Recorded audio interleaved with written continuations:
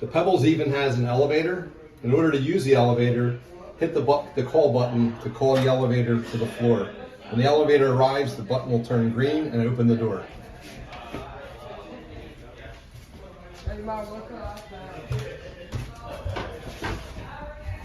Once you're in, you want to close the door behind you all the way. You want to press the floor, press 1.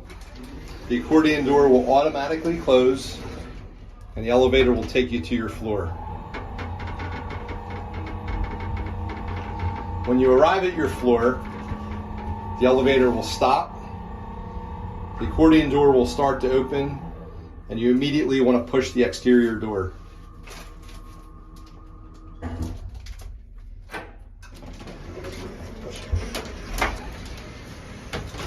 Make sure that you fully close the door after getting out all the way.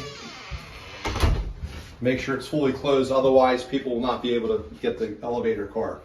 The most often issue that you'll wind up having is that the elevator will not come to you. Somebody has likely left the door open on one of the other floors, so please make sure it's closed.